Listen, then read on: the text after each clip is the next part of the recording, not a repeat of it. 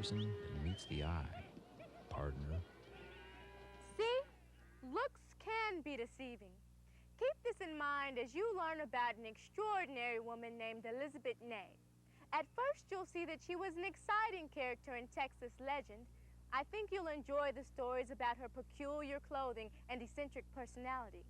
As we look more closely, though, you'll see that she was an even more exciting character in Texas's cultural history. Miss Ney was Texas's first professional sculptor. There are many questions surrounding the life of Elizabeth Ney. We'll find answers to some of the most important.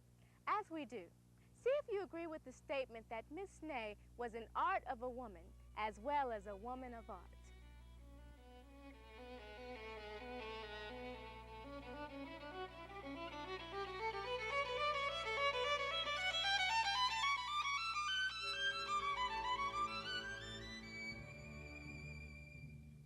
Of all the questions that could be asked about a world-famous sculptress, questions about her bloomers would not be among the most important.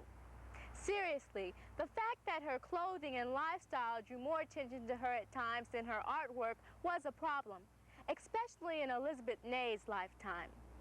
Let's see why this happened. Elizabeth Ney has been called a rebel. That's because she challenged social and material restrictions and dressed and acted as she pleased. She made no excuses or explanations of why she lived as she did.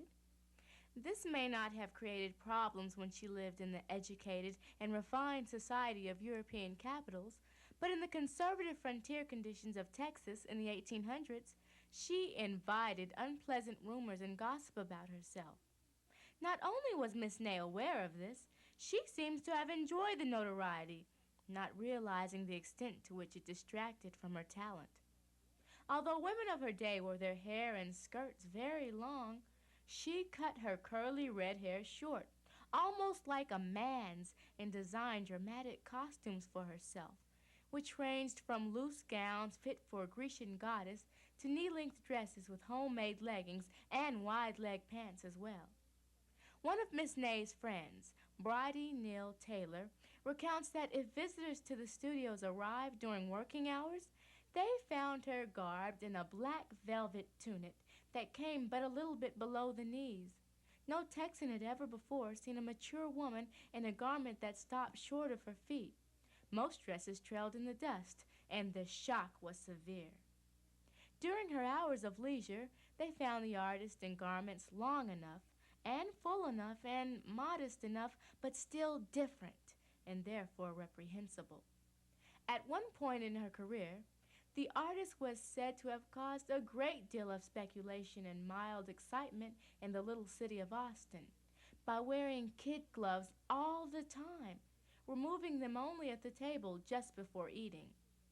When one woman was finally prodded by friends into asking Miss Ney about it, the sculptress had the disappointingly simple explanation. I've been doing a great deal of modeling recently, and I needed to take care of my hands. People were especially flustered when they thought that she was acting like a man as well as dressing like one. A woman from Hempstead, Texas, recalled the times that Miss Ney rode into town on business. She claimed that the sculptress's appearance created such a stir that her father almost shut down his mill for fear of accidents, as everyone wanted to see a woman in riding pants riding astride. As the woman, Miss Stussy, summed it up, she was a great artist or sculptress, but her fame was nothing to the working men at the mill. Her pants and the way she rode were the attraction. Miss Ney, in turn, was disgusted by the way the women of her day dressed. She worked throughout her life for what she termed much-needed dress reform. Whatever can be said about the artist's clothes, they were suited to her work, to the climate of Texas, and to comfort. As a woman who worked at what was considered a man's career, she realized that women actually limited themselves by wearing ridiculous long dresses with tight waist and impractical sleeves. Was she right? Think about what your mom or teacher wears to work. The bloomers didn't exactly take the world by storm, though, did they? In addition to her style of dress and short hair, Many people gossiped about her food preferences.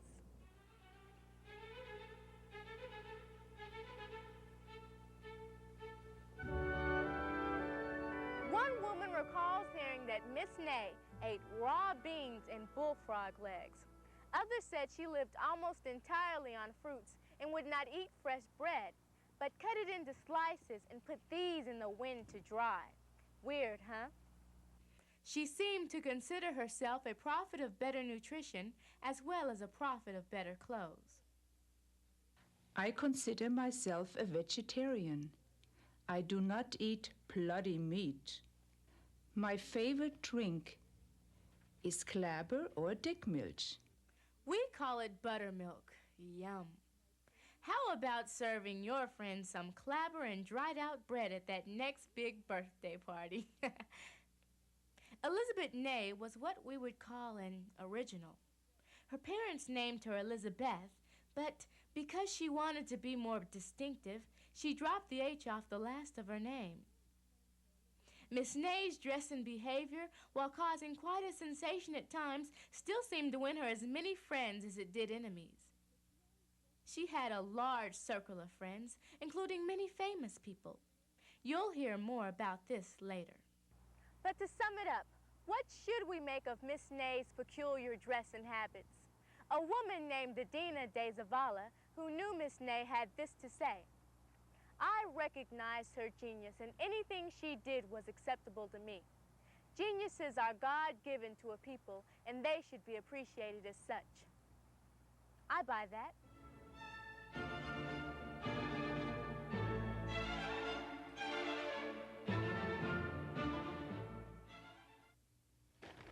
No, not 20 hamburgers.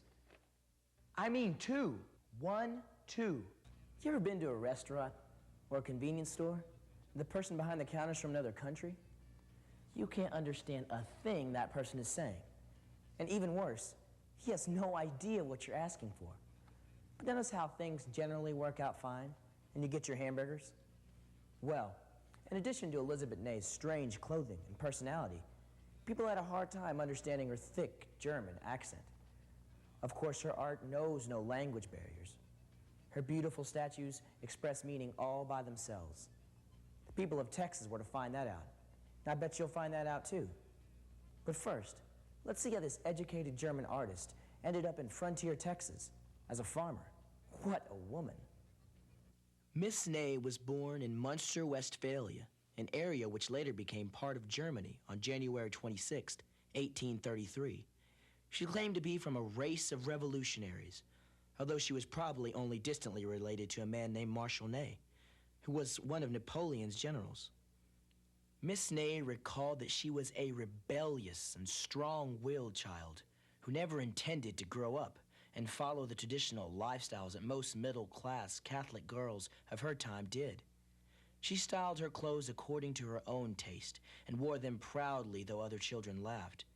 She refused to master the domestic skills of cooking, sewing, and cleaning. Rather than watching her mother in the kitchen, she spent days helping her father, who was a strong stonecutter and cabinet maker. For him, she probably learned the basics of her training. Careers for women were unknown in her day. Establishing a position in the arts was one of the few roles outside of their homes which was available to the 19th century woman. Most women artists painted or did miniature portraits, which were considered feminine, rather than dealing with the more physically difficult work involved in sculpting in heavy stone. This was thought to be the great art and beyond a woman's delicate physical strength. Most European art academies didn't accept women as students in the 19th century. Elizabeth Ney was an exception.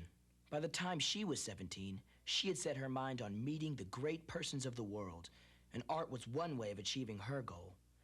She startled her parents by announcing that she was going to Berlin to study sculpting. Even though her father was a stonecutter, he was shocked by his daughter's ambition and called in the bishop to help talk her out of it. Elizabeth went on a hunger strike and won her point. She did make one concession, though. She agreed to go to Munich instead of Berlin. There she could be chaperoned by her mother's friends. At this time, in 1851, she was a pretty, fair-skinned, auburn-haired teenager. She set a precedent in the Munich Art Academy, because she was the only girl in a class of boys. She was only accepted into the school on the condition that she would refrain from a scholarship to study in Berlin. She worked under the master sculptor, Christian Rahu, who is famous for his monuments, tombs, and portraits, particularly of military heroes. She was introduced to the intellectual life of Berlin and Europe, ultimately obtaining commission to model some of the most famous men of her day. For example, she did a bust of Otto von Bismarck, who was called the Iron Chancellor. He was Europe's leading statesman between 1850 and 1888. Bismarck almost single-handedly unified the German Empire, becoming its first chancellor and controlling foreign, social, and economic policies during this period. Great success came to the artist in the 1850s and 1860s. She made a name for herself in the world of sculpture, and many honors were heaped upon her. She did busts or medallions of Jakob Grimm of Grimm's Fairy Tales, Arthur Schopenhauer, the German philosopher, Giuseppe Garibaldi, the Italian general and nationalist leader, and many others. Her European career spanned the continent from Italy to England. Miss Ney also created very personal works that were just for her, like the great Titan god Prometheus, an ideal piece she named Sursum, and her beloved dog Ludwig. While still in her early 20s, Ney visited a friend in Heidelberg. She met a brilliant and handsome young Scot, Edmund Montgomery, who was studying medicine there. They fell in love with each other, and he begged her to marry him, but she refused. She despised the institution of marriage, considering it a form of slavery, and she was determined to retain her freedom. For 10 years, the young lovers lived and worked apart, he in London and she in Germany, seeing each other only briefly. Finally, in 1865, she agreed to marry him, but only if Edmund would keep the fact of it secret, even from their own children. She kept her own name and referred to Dr. Montgomery not as her husband, but as her very best friend. Throughout their lives, he referred to her in public as Miss Ney. Their secret marriage caused them problems throughout their lives, especially after they had children. Please do not call me Mrs. Montgomery, because I don't want to assume a name under which I made no accomplishments. Women commonly keep their maiden names today, but again, 100 years ago, Elizabeth Ney created still more scandal about herself by the unconventional act. Ney and Montgomery established themselves in Munich, capital of the Kingdom of Bavaria, where she was commissioned to do a portrait of King Ludwig II. Ludwig, who reigned from 1864 to 1886, was an interesting character in his own right. He was a great friend and patron of the composer Richard Wagner, whose works influenced him greatly. Ludwig was beloved by his people. He built extravagant fairy tale castles, at least one of which had a modern central heating system despite its medieval appearance.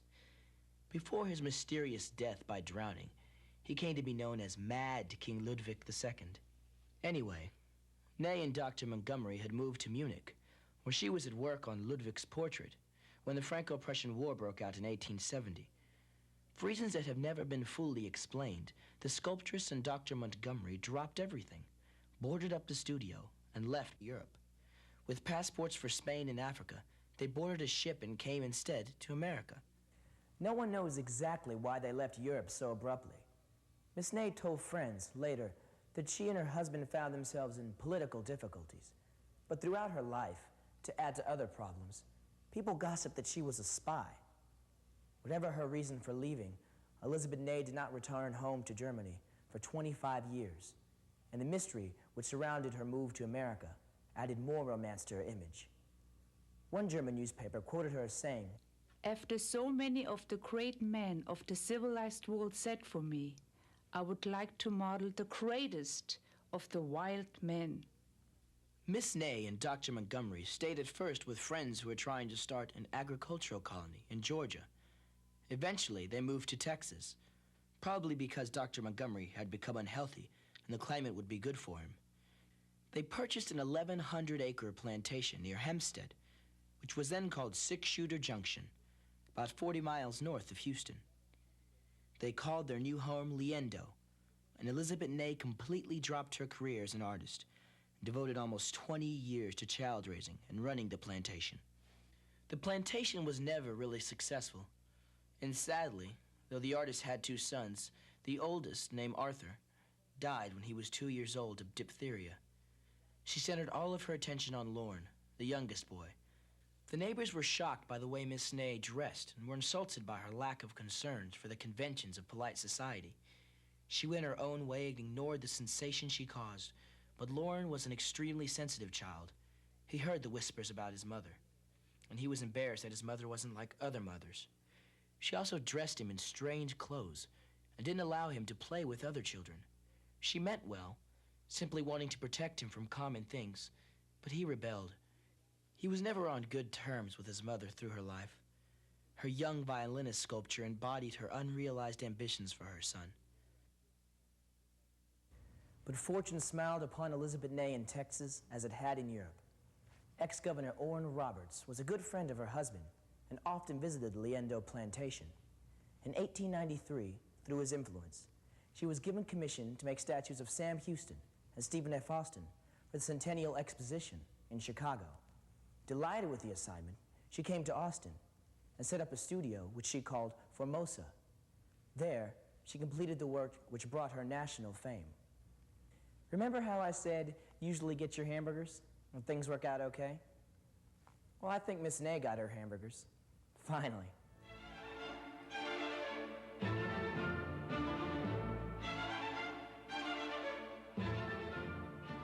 Can you believe these houses are 100 years young? When these were built, kids used to walk the family cows down the sidewalks to pasture every day so they could eat. And chickens ran loose everywhere, 'cause that's how families got their eggs. You could buy a lot here to build a home for about $60. The developer, a man named Monroe Shipe, advertised that people could pay at the rate of 5 cents per day, or $1.50 per month. And you know what $1.50 will buy today? You're lucky to get 2 candy bars. This area of Austin is called Hyde Park. It was the first streetcar suburb because it's about a mile from downtown. Old Monroe was quite a salesman. He declared that Hyde Park was the most beautiful and healthful spot in Austin and was completely devoid of dust and mud. He proclaimed that every house was a bower of roses. Into this bower of roses came, guess who? Elizabeth Ney. Right here she built not a house, but her studio. As you might guess, her place didn't exactly fit into Mr. Shipe's overall vision.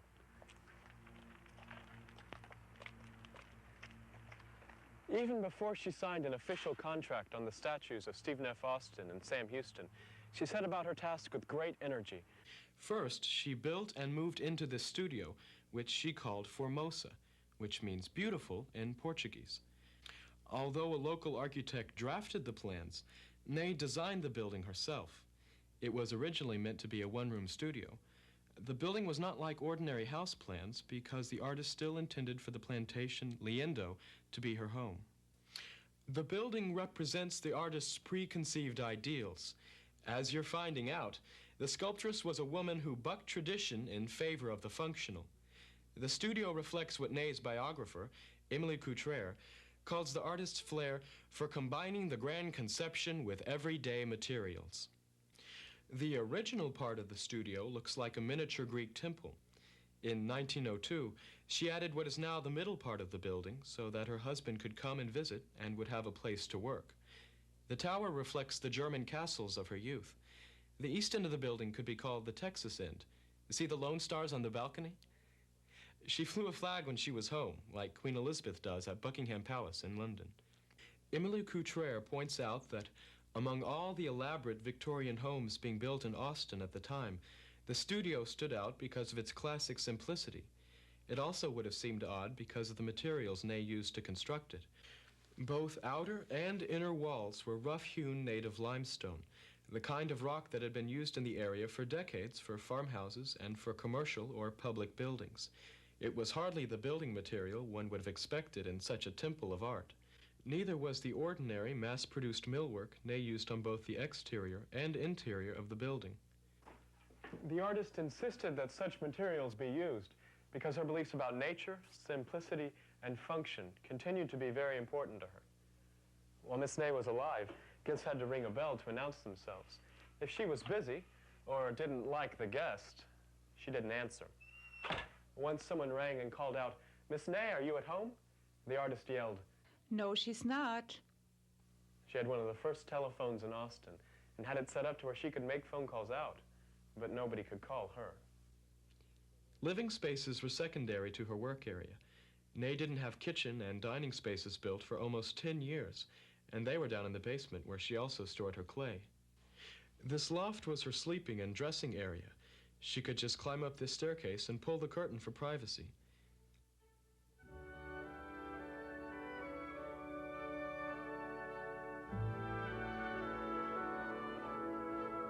In the roof above this loft was an opening that Elizabeth Ney called her sky trap. Through this hatch, the sculptor had access by ladder to the roof, where she preferred to sleep on a cot when the weather was good. She hated soft beds, and whenever she visited other people, she would usually sleep on their floors. Well, her cot was made from tanned cowhide, and the timbers came from right outside on the property. She later used this cot when she made the burial monument of Albert Sidney Johnston. From an artist's point of view, this room was almost totally functional. These two huge windows are 10 feet by 12 feet. They allowed northern light to flood into the room, and they and the metal transoms beneath them were designed to swing open in order to move her works in or out.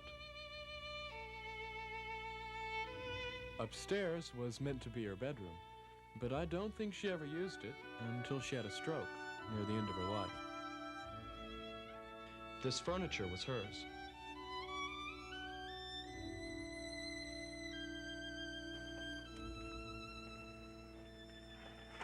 Here's another door to the roof, and I've saved the best part for last.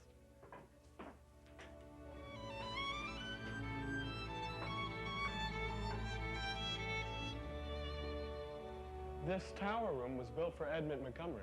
He needed a peace and quiet so he could read and write. His wife made a lot of noise, obviously, while she was hammering and chiseling around on her statues. Also, he had problems with his lungs, and the marble dust in the air of the studio bothered him. Well, the bookcase was for Dr. Montgomery's books, and Eureka, a secret door to the roof, which makes 3 in all. Well, here's the infamous roof. She spent a lot of nights out here, and she wasn't young at the time either. This was from ages 59 to 74. Nights that the weather was bad, the artist for many years had a tent set up out here, where she loved to entertain outdoors, and the studio became a real center of activity with a steady stream of distinguished guests, like the famous opera singer Enrico Caruso. He supposedly gave a little concert out here for her one time. Her friends included 5 governors and other influential people. She, in turn, influenced them, no doubt. Miss Ney loved children, and there were lots of them around throughout her years at the studio. She held costume parties for them, and most of her friends had children. Well, so much for the playtime. She built this place with a serious purpose in mind. So now on to the most important part, her work.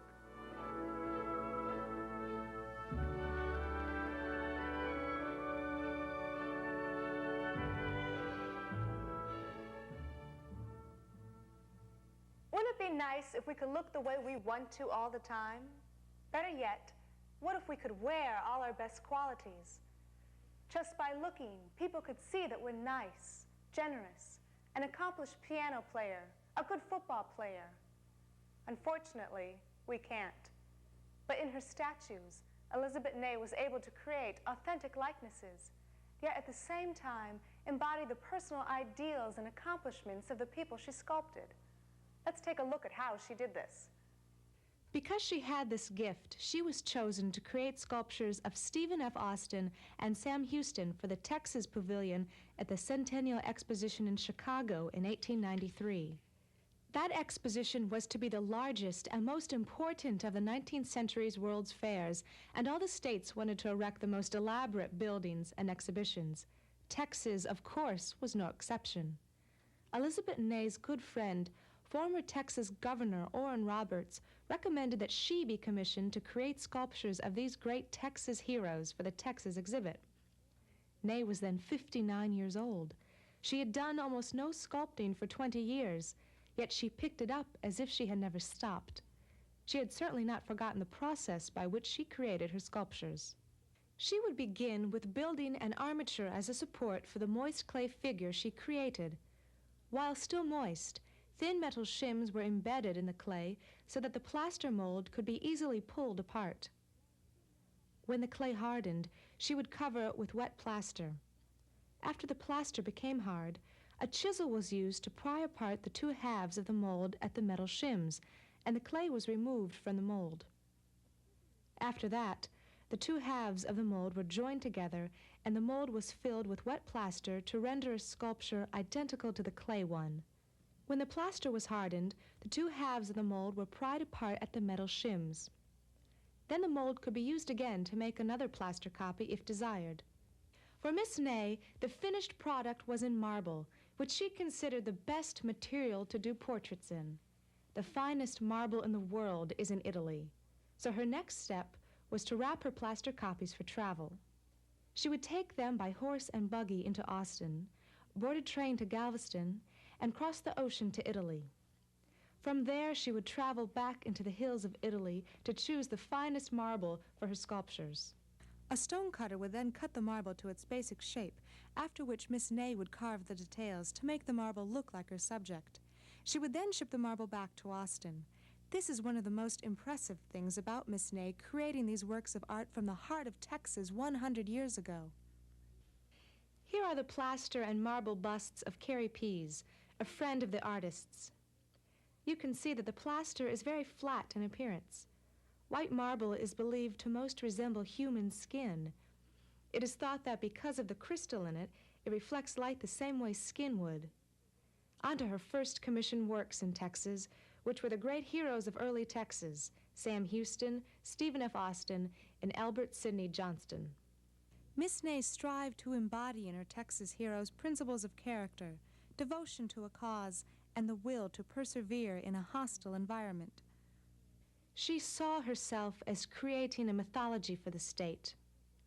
Where and what would Texas be without those men that had lived and died, ready to sacrifice themselves and their all?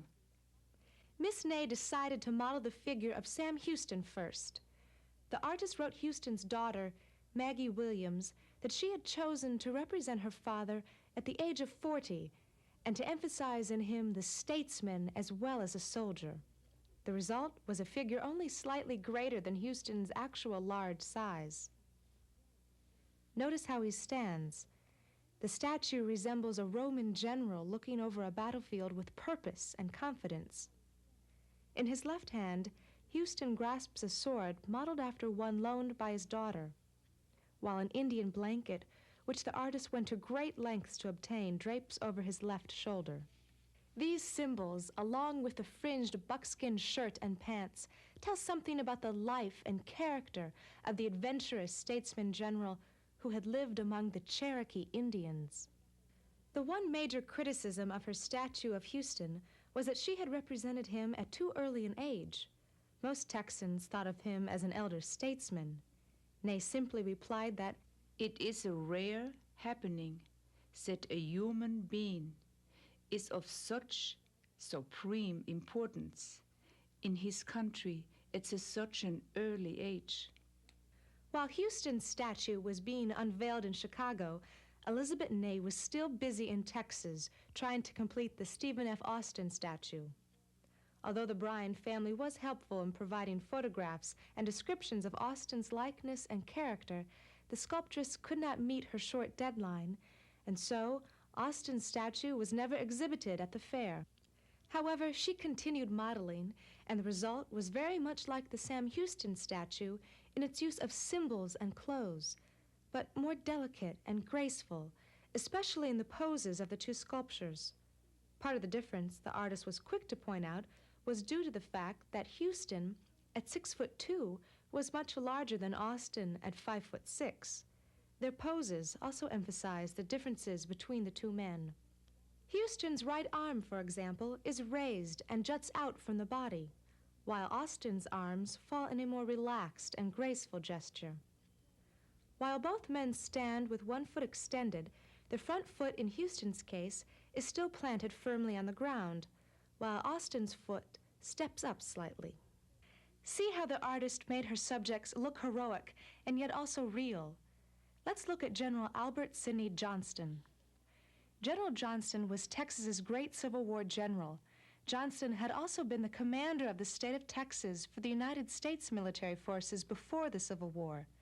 In 1901, the state of Texas and the United Daughters of the Confederacy commissioned Ney to create a memorial monument to General Johnston to be placed over his grave in the state cemetery in Austin.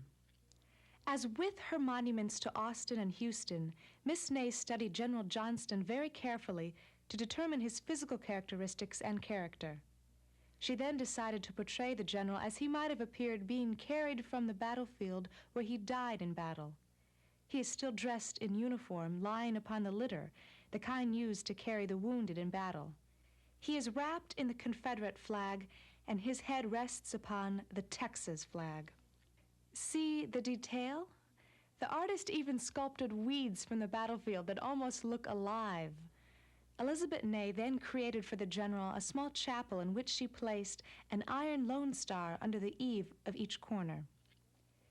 See how she tells the story that he was a great Confederate, a great general, and that he was from Texas. Ney was a very versatile artist. In addition to creating works of prominent heroes and statesmen, she also experimented with what are called ideal works, which were also very personal works for her. These statues had no living counterparts, so they came from her own dreams and imagination. This is the only group piece that the sculptress completed. The sculpture, as you see, is of two very young boys walking uphill and looking out into the distance. The children seem to be helping each other. One holds a torch that lights the way, the other holds a key as if to open any door, the key of knowledge. The artist later named the work Sorsum, which is Latin for uplift your heart, onwards, ever upwards. Finally, the statue of Lady Macbeth, a fictional character from a play by William Shakespeare, is what Elizabeth Ney considered to be her legacy to posterity. Many people believe it to be her masterpiece. It is also believed to be an emotional self-portrait of the artist. Notice that the statue is large, almost masculine, but Lady Macbeth is emotionally frail. Her pose and facial expressions reveal her inner torment. The body twists as she steps forward. Her head tilts firmly to the left. Her clasped hands strain towards the right. The strong diagonals, the drapery, her tilted face, and the way her left arm crosses her body all convey a sense of torment. The knotted, rope-like strands of her hair frame her face and draw attention to her troubled expression. Her mouth is grimly set. Her eyes are narrow slits, and her brows are tense. Elizabeth Ney, at the end of her life, was disappointed that her art had not been more widely accepted in Texas and was saddened by her difficult relationship with her son Lorne. She wrote to her friend, I had come to this country never to work in my art again. I took it up as a last consolation. Only I experience deeper and more cruel disappointment. Lady Macbeth comes as a result of this experience. Commissions for public monuments in Texas that Elizabeth Ney wanted to sculpt had gone to male artists. Her ideas for promoting the arts in Texas had also not been realized during her lifetime. But the Elizabeth Ney story did not end as a Lady Macbeth tragedy, but on a more onward, upward note of her Sorsum. Elizabeth Ney shaped her own life just as she created beauty and grace from lumps of clay. She lived her life with tremendous strength and unquenchable spirit. Brushing aside convention, she set her own standards, letting no one keep her from becoming the kind of person she aspired to be.